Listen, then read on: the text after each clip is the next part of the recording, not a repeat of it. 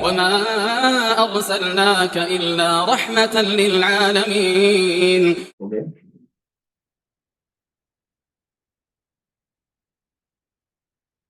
Bismillahirrahmanirrahim. Assalamualaikum warahmatullahi wabarakatuh. Alhamdulillah,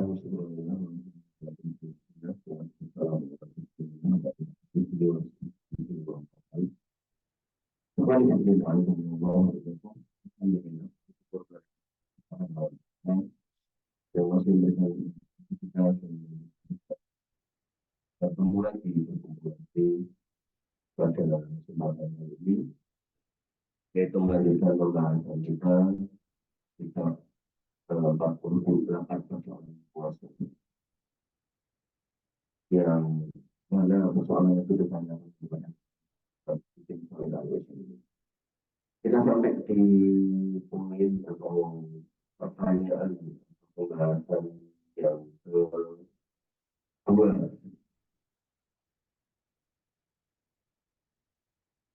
Pada pembahasan yang kedua ini ditanyakan kepada beliau Allah apakah dalam bulan Ramadan ada jumlah rakaat tertentu. Menarik nih, karena pada urusan seperti ini sampai bikin berantem. Itu benar semua, benar perlu dikur, itu benar sektor yang 40 gitu. Bagaimana yang benar? Tidak ada jumlah rakaat tertentu yang diwajibkan. Jadi saya sudah membaca dengan penjelasan ulama dan membaca kitab. Nah ini yang terjadi. Tidak ada jumlah rakaat tertentu yang diwajibkan. Jadi benang merahnya adalah diwajibkan. Tidak ada, tapi tidak pernah nyuruh harus sekian dan sekian gitu. Maka jika seorang melakukan sholat malam semalam suntuk, nggak apa-apa, terus-terusan nggak apa-apa. Maksudnya jumlahnya sampai 20, 50, nggak apa-apa.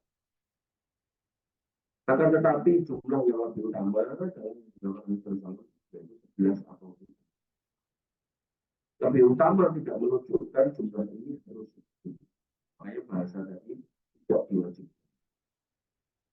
Nah, sehingga Ummul Mukminin Aisyah radhiyallahu anha ketika ditanya bagaimana Nabi SAW melakukan qiyam Ramadan, dia menjawab tidak lebih dari 11. Ini menunjukkan yang sering dilakukan Nabi, tapi bukan berarti jumlah yang harus. Nah, 11 ini yang harus kita pahami adalah akan tetapi wajib dilakukan sesuai turunan syariat. Jadi kalau kita mau 11, harusnya loh ya, kita ikut tuntunannya, yaitu apa? Memanjangkan bacaan. Bacaan panjang, rukuk ya panjang, sujudnya panjang, bangkit dari rukuk panjang, duduk di antara dua sujud panjang. Jadi di total itu ya dari habis, anggaplah dari setelah malam atau seperti jam terakhir sampai menjelang subuh. Sama. Nah, kalau dijamin minimal ya paling tidak 1,5 jam. Tidak seperti yang dilakukan orang sekarang yang ini ngopet, ngebut, gitu kan. Mereka melakukan dengan cepat, menyulitkan makmum, baru menaruh kepala aja, dia udah bangkit lagi. Ya. Untuk melakukan apa yang selayaknya mereka lakukan. Kayak imam adalah pemimpin dan pemimpin wajib melakukan apa yang paling baik dan bermanfaat. Bila lain, makmumnya sama nggak jelas gitu. Tidak imamnya agak panjang dikit, jomelin. Jangan panjang-panjang mam gitu. Padahal masih di wilayah juz 30 gitu, belum geser ke 29 atau. Intinya pokoknya sekarang itu banyak orang nggak paham agama. Jadi makmumnya ngatur imam, imamnya ngatur tim makmum gitu kan. Nah, jadi pilihannya itu kalau zaman dulu kan nggak ada kultum-kultuman, sekarang ada kultum. Kayak kultumnya lama tapi pendek. Kultumnya pendek tapi ya jalan pendek. Maka itu kurang nyunah. Jadi kalau kita mau ikut sunnah, gitu, ya panjang. Apalagi parah, sudah 23, cepat banget gitu ya. Maka semestinya melakukan apa yang dilakukan Nabi SAW dengan memanjangkan berdiri, rukuk, sujud, dan duduk sesuai dengan yang diriwayatkan, memperbanyak doa dan Quran. Ya, jadi kalau kita memang komit ingin ikut sunnah, maka Kita mengatakan 11 itu sunnah ya, sunnah tapi panjang. Gitu. Nah, makanya Khalifah Umar bin Khattab itu mendesain. Gitu. Kalau satu rakaat berdiri, kalau malah kadang orang yang ya makin di sini kan orang itu kan makin tidak paham toh. Kalau toh, nah, maka kemudian rakaatnya dibikin 23 sama witirnya. Tapi total lamanya sama. Makanya kalau misal di kampung ada 40 rakaat, panjang sama 11 rakaat cepat ya, mungkin 40 rakaat, ikut aja 40 rakaat.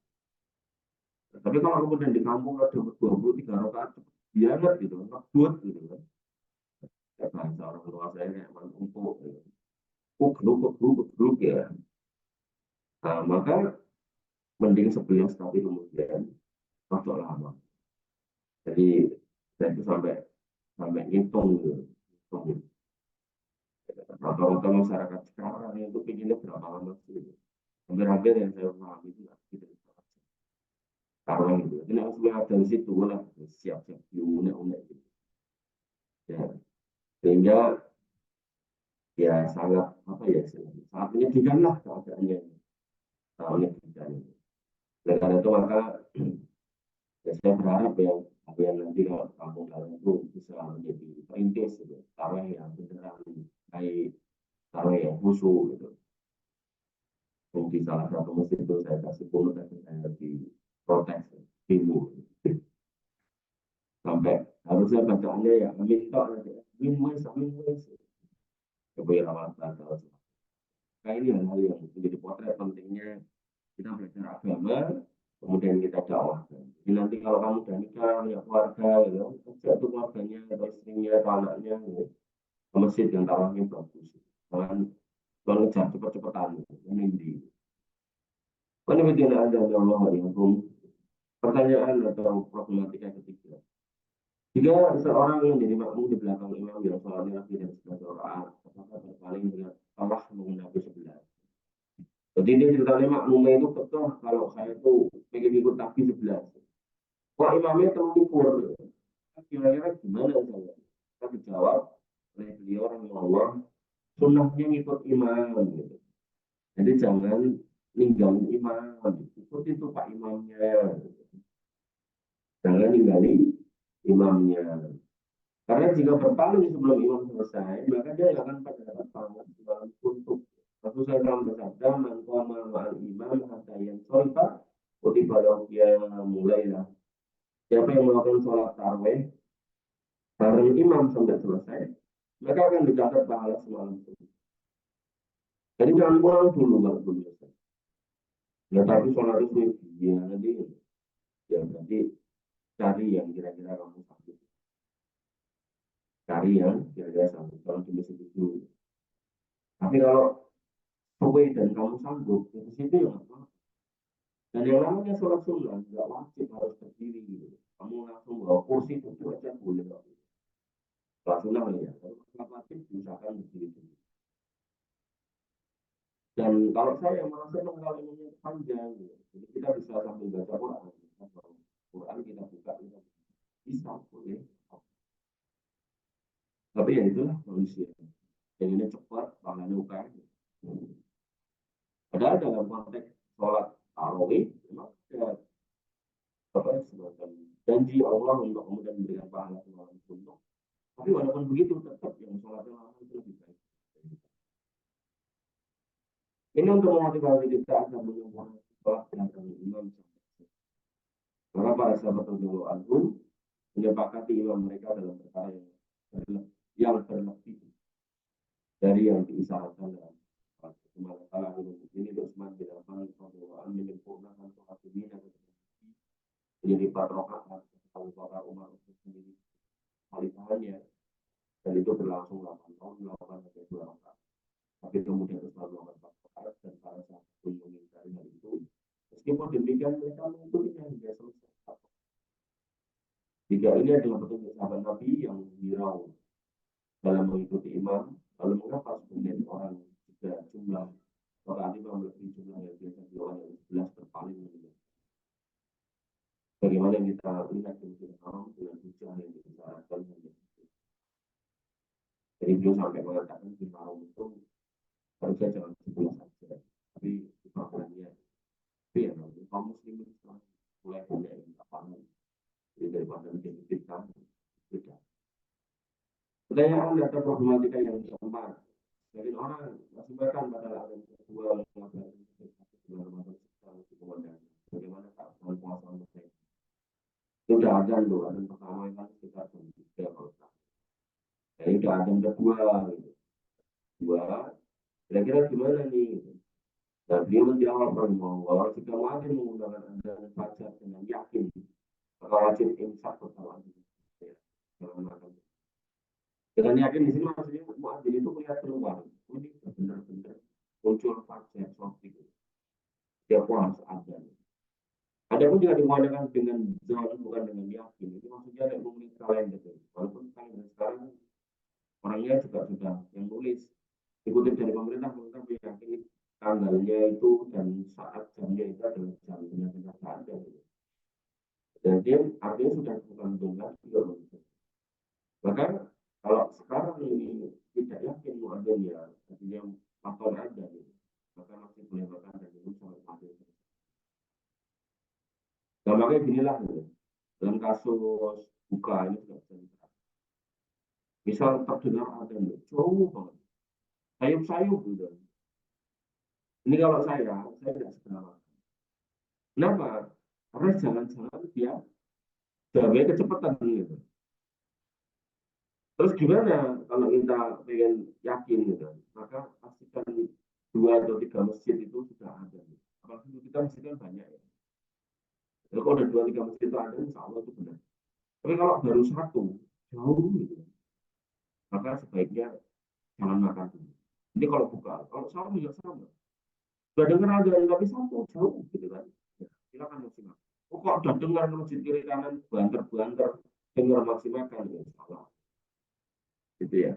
Jadi di sini bahasa Don ini adalah beliau berpendapat kalau menggunakan jadwal imsakia itu masuk dalam kategori Don. Jadi kalau dengar sama yang bikin jadwal imsakia atau lesu. Oh ini melalui penelitian ini ya. Jadi gampangnya kalau dalam praktek itu kalau kamu baru dengar satu orang ada gitu, maka tunggu dulu yang lain. Biar kemudian mantap.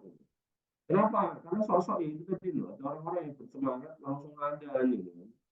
Ternyata barang mas rampung ada baru 4:30. Nah, yang dengar juga bangun tidur begitu dengar dia apa angin mendung kira malam sudah dapat langsung minum belum bayar yang ada ternyata. Maka hal seperti ini harus yang kelima atau problematika yang kelima, bagaimana orang di bulan puasa yang paling jadi perhatian adalah bagaimana berbanyak makan dan tidur. Makan ya berarti pas sahur apa buka loh. Terus tidur setelahnya. Hingga bulan Ramadan menjadi bulan malas-malasan. Bagaimana pula sebagian mereka bermain di malam hari dan tidur di siang hari. Malamnya itu bermain-main. Khususnya di Arab, ya, yo nggak ada juga deh. Di Indonesia juga kalau parang kita di malam tawuran nggak ada. Tapi dan itu banyak di Jakarta itu. Ramadan itu jadi langganan buat tawuran. Nah, maka kalau di Arab, biasanya Ramadan itu nggak kayak sekarang hujan ya. Biasanya kering ya. Maka sungai-sungai kering, ya, orang-orang berpiknik di sungai-sungai yang kering. Maka apa nasihat antum bagi saya? Maka dijawab, saya melihatnya sebagai penyanyi. Karena kalau kita datang Ramadan itu enggak tiap hari dah, setahun sekali. Kita manfaatkan itu maksimal, jangan disia-siakan. Dan itu buang-buang waktu dan harta. Apabila keinginan hanya meragamkan jenis makanan, tidur sepanjang siang untuk bergadang, ada sesuatu yang tidak manfaat. Jadi ketika niatnya kayak gitu itu sia-sia, sia-sia waktumu, sia-sia hartamu. Tidak diragukan dia telah menyanyiakan kesempatan berharga yang mungkin tidak terulang dalam hidupnya. Karena banyak orang yang kemudian hari ini masih hidup, tahun depan sudah mati. Tahun lalu hidup, sekarang sudah mati. Dan tentu kalau kemudian dia bisa balik lagi, dia sangat pengen balik lagi untuk memperbaiki keadaan. Maka seorang yang hebat, seorang yang kuat, seorang yang tangguh adalah dia yang menjalani Ramadan sebagaimana mestinya, dengan tidur di awal malam, melakukan tarawih, serta di akhir malam sedapatnya dan tidak berlebihan dalam. Di puasa benar-benar, sahurnya yang nggak berlebihan, kemudian bukanya juga. Sejauhnya mereka yang memiliki kelebihan harta peduli untuk memberikan makanan orang yang berpuasa, baik di masjid maupun di tempat lain, karena siapa yang memberikan makanan orang yang berpuasa mendapatkan pahala yang serupa dengan orang yang berpuasa, jika seorang memberikan makanan kepada yang puasa dia mendapatkan pahala saudara-saudara itu, maka hendaknya benar-benar memanfaatkan kesempatan yang ditanyakan Allah Subhanahu wa taala. Pertanyaan yang keenam, sebagian imam sholat ketika tarawih memanjangkan bacaan, jangan sebagian lain menjadikan singkat, mana yang benar ditanyakan lagi. Jadi pertanyaan-pertanyaan dikumpulkan di bawah kehadapan saya Muhammad bin Shalih Al-Utsaimin Saudi pada saat ini. Nah maka beliau menjawab yang benar tidak berlebihan dan tidak pula singkat. Memanjangkan sholat hingga memberatkan makmum itu dilarang. Ketika sampai berita kepada Nabi SAW bahwa Mu'adz radhiyallahu anhu menjalankan sholat di kaumnya, beliau kemudian marah dengan kemarahan yang tidak biasa beliau ekspresikan ketika menegur. Beliau berkata kepada Mu'adz bin Jabal, "Apakah yang Mu'adz, apakah kamu mau menjadi tukang fitnah?" Jadi hadis ini sekarang dijadikan argumen oleh sebagian kaum muslimin, yo itu doa-doa. Padahal bacaannya sudah di 30 jam mungkin dulu. Dan kalau kamu tahu, termasuk undang itu kadang itu pas sholat fajar atau sholat subuh itu suruh baca sajadah semuanya. Kan panjang itu. Jadi nggak cuma moco mana-mana bahasa atau moco invitor atau moco gimana lagi an-nazi'at itu enggak, lebih panjang dari itu.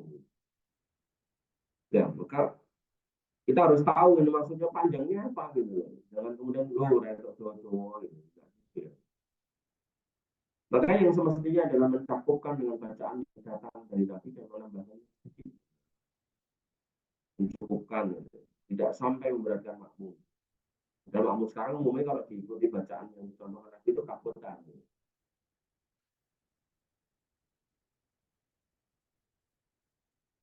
Tidak diragukan memanjangkan sholat, memberatkan dan memenatkan makmum. Lebih bagi mereka yang lemah. Di antara makmum adalah orang yang masih memiliki bacaan dan tidak ingin meninggalkan sholat. Tapi untuk tetap bersama imam yang lama maupun dari berat. Karena dia nasihatnya kepada imam tidaklah berada di pertengahan, sekali tidaklah meninggalkan doa kunut agar orang kaum tidak menyerang itu wajib dalam zikir. Jadi kunut dalam apa namanya sholat itu ada, dan kunut yang tidak ada khilaf di antara para ulama itu adalah kunut zikir dan kunut nazilah. Gitu. Maka kalau pas Ramadan dibaca itu bagus, tapi sesekali ditinggalkan. Tapi walaupun begitu di Saudi itu 30 hari dilakukan. Karena momennya nggak berulang. Eman-eman kalau nggak dilakukan. Dan banyak orang itu nggak melakukan mungkin karena satu sibuk, yang kedua mungkin lupa, yang ketiga mungkin juga ngerti mendung maupun. Maka begitu dapat imam-imam yang haram itu tidak. Kemudian pertanyaan yang ketujuh atau problematika yang ketujuh. Sejauh mana kebenaran hadis orang yang membekam dan yang dibekam puasanya batal? Maka beliau rahimahullah menjawab, nah di sini disebutkan Imam Ahmad rahimahullah juga Syaikhul Taimiyah, Ibnu Qayyim dan lainnya. Dan di sini sahih. Dan diamati memang bersesuaian. Hanya orang yang dibekam mengeluarkan banyak darah hingga tubuhnya lemah, hingga tubuh lemah yang betul berisi. Orang yang puasa betul dibekam, maka kita katakan puasa batal, maka minumlah agar puasa itu pulih. Jika tidak perlu berbekal, maka dikatakan jangan berbekal di masa puasa wajib. Dengan demikian kekuatannya tetap terjaga hingga kalau berkata. Gampangnya gini, Syaikhul Taimiyah berpendapat, termasuk ulama yang berpendapat bahwa bekam dan bekam khususnya yang pakai resep kemarin itu, maka itu batalkan puasa. Walaupun di dalam kitab kemarin yang kita bahas, yang saya Sholih Al-Munajjid, beliau kemudian menyatakan hadis yang membatalkan itu, membatalkan puasa, itu sudah terhapus dengan hadis yang membolehkan bekam saat puasa. Nah, komprominya hadis itu adalah bahwasanya orang-orang yang ketika berbekam dia tubuhnya lemah sebaiknya tidak berbekam. Atau kalaupun tetap ingin berbekam, maka berbekamnya nanti nunggu buka atau menjelang buka. Jadi kalau nanti lemah butuh makan butuh minum, sebentar lagi buka. Jadi nggak membahayakan puasa. Kalau di puasa waktu, kalau enggak. Kemudian kita masuk di problematika yang ke-8. Apa hukumnya perginya penduduk Jeddah ke Mekah untuk melaksanakan tarawih? Ini udah luar kota, misal dari Belali maupun Zayed, gimana? Jawabannya enggak, mengapa orang itu Masjidil Haram untuk melaksanakan sholat tarawih? Karena di dalam termasuk yang boleh diziarahi. Ini garis bawahnya. Jadi Nabi SAW mengatakan la tusaddu rihal illa biihdamin salah si masjid. Jangan kau keluarkan tenagamu untuk berjalan menuju satu masjid yang membutuhkan tenaga, membutuhkan effort, gitu kan? Kecuali di 3 masjid, yaitu Masjid Haram. Maka pertanyaannya kan jelas, dari Jeddah ke Mekah, Masjid Haram maksudnya. Boleh enggak? Dia mengatakan boleh ada di sini. Tapi jika orang itu adalah pekerja atau imam masjid, tidak boleh dia meninggalkan pekerjaan atau keimam untuk pergi sholat di Masjid Haram. Jadi kalau dia bekerja di Jeddah, yang pengen bolos kerja demi untuk sholat di Haram, itu enggak boleh. Kalau dia imam masjid di Jeddah di luar kota, maka biar kemudian bisa sholat di Haram, padahal imam di sana kan digaji dulu, ini enggak boleh. Kemudian, karena sholat di Haram sunnah, sedangkan menunaikan pekerjaan wajib, maka tidak seharusnya meninggalkan kewajiban karena ngejar yang sunnah. Kalau sampai kepada pemerintah bahwa sebagian imam meninggalkan masjidnya dan tidak di Haram atau untuk sholat tarawih, maka ini salah, menunaikan tugas adalah wajib, sedangkan tugas untuk tarawih atau itikaf tidak wajib. Allah Ta'ala. Kemudian problem yang ke-9, apa hukumnya mencari dan mengikuti imam yang bacaan sholatnya bagus? Jadi yang tak contohkan ya, di kampungmu sholatnya udah pendek cepat gitu kan, udah cepat banyak lagi 23-30 rakaat tapi cepat banget gitu, 5 menit selesai, nggak kebayang dong itu kayak orang olahraga gitu. Nah maka kita geser ke masjid yang bacaannya bagus gimana gitu. Kata Syekh Utsaimin boleh gitu. Tapi yang lebih utama adalah sholat di masjid lainnya agar orang berkumpul pada imam di masjidnya dan masjid tidak kosong dari jamaah. Nah, tapi kalau imamnya kayak gitu tadi gimana caranya? Imamnya diganti kalau bisa. Jangan sampai terjadi penumpukan di masjid yang bacaan yang bagus sehingga timbul polemik atau mungkin sesuatu yang tidak dihindarkan. Maka bisa saja masjid yang banyak dikunjungi orang didatangi oleh mereka yang sengaja mengincar para wanita. Ini ada banyak jomblo yang kemudian pindah masjid karena barangkali dapat wanita gebetan. Jadi nggak di sini. Ngomong so nggak? Ya, terjadi ya di sini sama ya. Ya, hari-hari atau nih masjid ya Ramadan nih masjid gitu kan. Orang sholat nongkrong nunggu ini itu ibarat memakan masjid kan. Maka dengan keramaian seperti itu bisa jadi menculiknya tanpa diketahui kecuali setelah memakan waktu. Karena kami berpendapat tetaplah di masjidnya karena itu termasuk memakmurkan masjid dan meninggalkan sampah berkumpul bersama imam mereka dan selamat dari keramaian dan dosa. Artinya kalau kita mau nyari ya silakan. Cuman kalau memang itu nanti kemungkinan bahaya untuk wanita ya sebaiknya nggak usah. Motornya kemana? Tanya suaminya. Mana motornya ke Masjid Zayed? Mungkin melewati daerah Senawan. Mending nggak usah. Kampungnya sendiri. Cuman ya itu tadi loh. Imam di kampungnya ini harus upgrade gitu. Jangan sampai kemudian imam di kampungnya ini ya gitu-gitu aja. Puluhan gitu. Pertanyaan yang ke-10, apakah pengeluaran darah dalam jumlah banyak menyebabkan puasa batal? Jika darah yang dikeluarkan berakibat seperti bekam, fisik lemah, membutuhkan nutrisi, maka hukumnya seperti hukum hijama. Tapi jika keluar tanpa kehendak, seperti terluka dan mengeluarkan banyak darah, maka kita mengatakan ya, jadi kalau kemudian keluarnya itu yang banyak yang membahayakan, maka karena puasa memang wajib, tapi kalau kemudian ketemu dengan darurat, maka sebaiknya bukan dibatalkan sampai kemudian malah meninggal. Allah Ta'ala. Pertanyaan yang ke-11, apakah sholat tarawih masih dilanjutkan pada Lailatul Aid malam Lebaran? Jawab, jika hilang syawal terlihat pada hari ke-30 Ramadan, ya artinya bulan Ramadan itu apa namanya? Pada hari ke-30 Ramadan, tanggal 31-nya itu atau 31 Ramadan itu adalah satu Syawal. Kalau 1 Ramadan nggak ada. Maka sholat tarawih maupun qiyamul lail sudah tidak dilaksanakan karena yang namanya tarawih dan qiyamul lail berjamaah di masjid hanya dilakukan di bulan Ramadan. Jika sudah ditetapkan bahwa bulan Ramadan sudah lewat, masjid, orang-orang kembali ke rumahnya dan mengerjakan. Jadi ada sebagian kaum muslimin yang saya lihat sendiri itu karena senangnya mulai senangnya tarawehan. Itu akhirnya habis Ramadan tetap mengadakan. Ini salah ya. Yang benar adakan di rumah bersama keluarga, bukan di masjid. Sehingga yang disebut tarawih dan qiyamul dan tahajud itu hakikatnya sama. Cuman bedanya apa? Tarawih itu baca isya di masjid. Ramadan, qiyamul itu adalah berdiri di malam hari. Nah, kalau konteksnya adalah setelah tidur, maka itu namanya tahajud. Tata cara dan prosesnya, prosedurnya, jumlah rakaatnya sama persis. Itu cuma beda nama karena beda waktu momen melaksanakan. Artinya kalau bahasanya adalah tarawih berarti pada isya kalau itu di masjid jamaah. Maka itu hanya terjadi di Ramadan. Jangan dilakukan di luar. Allah Ta'ala. Pertanyaan yang ke-12. Apakah orang yang bernikah di Masjidil Haram Mekah atau selainnya boleh keluar masjid untuk makan minum? Dan apakah boleh naik ke lantai atas masjid? Misalnya. Jawab boleh bagi orang yang bernikah di Masjidil Haram atau di selainnya keluar masjid untuk makan minum jika tidak memungkinkan mendatangkannya di masjid karena makan dan minum merupakan suatu kepercayaan sebagaimana buang air dan mandi janabah jika junub. Jadi di dalam Masjidil Haram itu nggak ada toilet, toilet keluar sedikit, nggak keluar sedikit. Jadi bukan di dalam masjidnya, nyari atau jauh. Nah maka kalau kita aja ingin buang air aja harus keluar nyari, ya maka sama orang Muslim juga.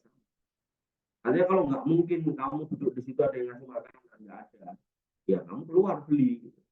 Tapi kalau misal ada, dan kamu pastikan ada, maksudnya, oh jam segini biasanya sebelah sini ada keluarga yang bagi-bagi makanan, ya udah kamu ke situ aja, beres, ya usah keluar gitu. Tapi kalau kemudian nggak ada, bintangnya nggak ada, misalnya nggak ada lapar, keluar di luar Masjid Haram itu banyak warung, banyak toko, banyak resto gitu, beli aja situ. Masuk lagi atau makan di situ sesuai. Naik ke lantai atas masjid nggak apa-apa karena perpindahannya hanya berapa langkah lalu kembali masuk ke masjid pada lantai yang lain karena tidak apa. Nah, sehingga ini juga berlaku buat masjid-masjid di Indonesia yang kemudian tingkat ya, kayak kita amin misalkan. Misal apa namanya tempat tidur buat itikafnya di lantai 2, terus buat acaranya di lantai 1. Tidur naik itu Ya, dan saran saya kalau kita ke masjid itu tolong jangan nonton yang enggak. Ya, jangan nonton yang enggak, melakukan yang enggak, jangan menelpon istri kemudian ngomong yang enggak. Tapi terus gimana gini awak kangen banget sama gue, udah usah ya ditunda. Kalau memang yang nikah, tapi kalau emang kiranya nggak tahan, pulang aja daripada di situ itu masjid tapi kemudian kita kotori, kita modai dengan ucapan dan perbuatan mengundang lagi ya. Dan pertanyaan atau pertanyaan yang ketiga, orang yang melakukan istighfar ini jumlahan hati dan spesial hari Ramadan karena tahu kalau itu membatalkan puasa dalam keadaan ya, gimana hukumnya? Jadi puasa itu harus menahan dia malah puasa nggak bisa menahan ya. Dan dia melakukan dengan dirinya sendiri namanya istimna atau onani ya, maka dijawab puasanya tidak batal menurut saya. Karena sebagaimana yang telah disebutkan puasa akan dibatalkan jika memenuhi syarat dan dan dalam kasus ini dia melakukan kata jahiliyah. Ini begini loh kok apa merahnya atau karena tidak tahu kalau membatalkan. Ya, karena kamu sudah belajar dan tahu kalau akan tetapi saya katakan bahwa wajib orang itu dapat menahan diri untuk tidak melakukan Allah Subhanahu wa taala berfirman, "Walladzina ciri orang-orang beriman yaitu kepada kemaluan mereka menjaga illa ala kecuali pada istrinya. Allah malakat imanuhum atau budak perempuannya kalau punya. Nah budak nggak ada ya solusinya bukan istri. Artinya kalau kalian ya loh, sebagai laki-laki yang belum nikah kemudian punya syahwat, nah maka solusinya nikah. Kemudian fa'innahu ghairu malumin itu nggak tercela. Mau dilakukan berapa kali. Bahkan sebagian ulama Imam Ahmad bilang menikah sekali atau ulama seperti lupa itu ada yang nggak menikah dan kemudian oleh sejumlah orang yang nggak mau nikah itu dijadikan contoh pulang aja nggak nikah, maka dijelaskan oleh sebagian ustadz bahasanya ulama itu nggak nikah tapi budak perempuan ya, dimana budak perempuan pada zaman itu bisa digauli tanpa dinikahi, jadi dia didapatkan dengan cara beli di pasar budak bawa pulang. Dan ini hukum yang ada dalam hukum Islam. Cuman bukan berarti Islam mendukung perbudakan. Menghapus perbudakan pada waktu itu susah. Nggak bisa langsung dihapus. Buktinya Amerika itu menghapus perbudakan perang puluhan tahun. Bunuh-bunuhan sama mereka. Tapi perang mati. Walaupun sekarang perbudakan. Kamu hapusnya dari apa? Orang yang menggauli istrinya di sana orang mantul wajib mereka. Jadi kan kamu orang. Nah, kemudian perbudakan. Nah, kemudian di sini dikatakan bahwa kita apa yang mencari selain itu, selain pada istri dan juga pada budaknya, maka itu adalah sebuah kondisi yang berlebihan melampaui batas. Nah, sehingga sebaiknya ya, kalau memang sudah nggak bisa menahan diri, ya menikah. Ya, menikah. Bahkan saya ini loh, walaupun kamu masih sekolah, masih kuliah, nikah aja daripada kemudian ya kita sekolah tapi kemudian kita berzina. Ya syukur-syukur misalnya saya sekolah dulu kemudian nikah itu lebih baik. Intinya nilailah dirimu, ukurlah dirimu, jangan kemudian korbankan kesucianmu karena mengejar sesuatu yang sebenarnya hukumnya mungkin kalau ketemu dengan yang ya jadi terkait itu maka solusinya itu makanya dalam kitab Raudhatul Muhibbin taman orang cinta itu di halaman pertama, halaman awal banget itu Ibnu Qayyim al-Jauziyah mengatakan kepada orang sedang dimabuk cinta, itu beliau mengatakan itu orang sakit.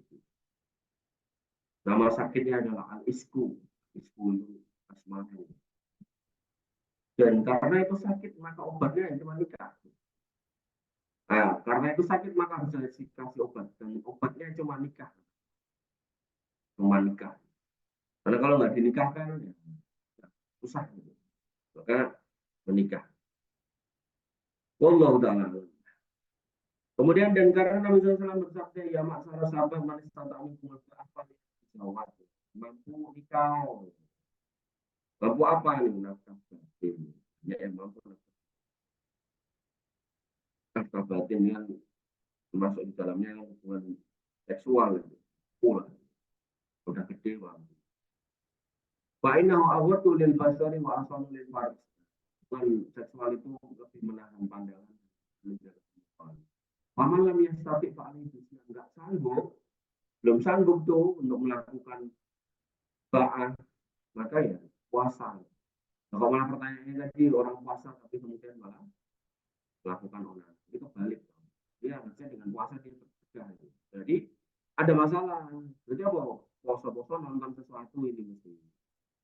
Atau puasa-puasa dia malah melakukan hal-hal tertentu yang membangkitkan gairah. Apa nggak ngerti puasa kan? Makanya ini harus dihindari ya. Karena Berdasarkan dalil ini harusnya puasa itu aman gitu loh. Nah, itu kalau nggak aman gitu ya, maka ayo dicek. Oh ternyata dia poso-poso dan ini nginceng yang ngatus kali gitu. Itu harus dikareni karena kalau enggak ya dorongan syahwatnya itu muncul. Maka jika istimna atau onani diperbolehkan, sungguh Nabi SAW sudah akan menganjurkan. Artinya gini loh, kalau memang itu jadi solusi buat para jombloan hati, gitu. Tentu Nabi itu ngongkon, gitu. Ayo foto istimna semua, gitu. Untuk menjaga kalian dari perzinahan. Sebenarnya nggak pernah itu nggak ada satu kali pun Nabi nyontohin kayak gitu atau Nabi merintahkan gitu. Karena nggak ada, maka ya tentu gitu. Itu sesuatu hal yang terlarang. Oleh karena itu lebih mudah untuk melakukan dan dapat mengurangi syahwat. Beda dengan puasa yang padanya berat. Gampangnya gini, beliau ingin mengatakan kalau puasa itu hakikatnya kan buat menahan hawa nafsu. Itu kan yang disuruh Nabi dan puasa itu kan susah. Kalau emang onani itu boleh, harusnya beliau ini mau.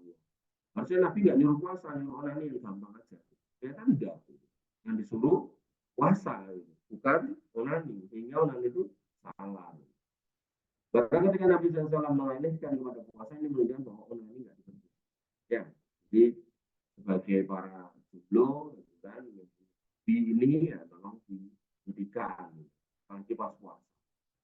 Ya, karena kalau ini kita lakukan ya puasa kita batal. Ya, tadi saya masih nonton subuh di salah satu masjid itu temanya 2 tingkatan orang dalam berpuasa.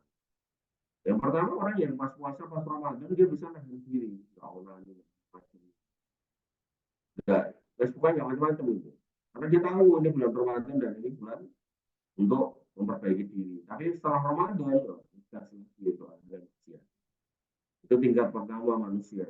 Dan kedua manusia dengan puasanya, dia yang pas Ramadan dia latihan, dan setelah Ramadan dia kemudian istiqomah. Itu yang terbaik. Maka jadilah yang terbaik. Belajarlah untuk mandi sekarang, nanti setelah Ramadan kita kemudian lahir menjadi pribadi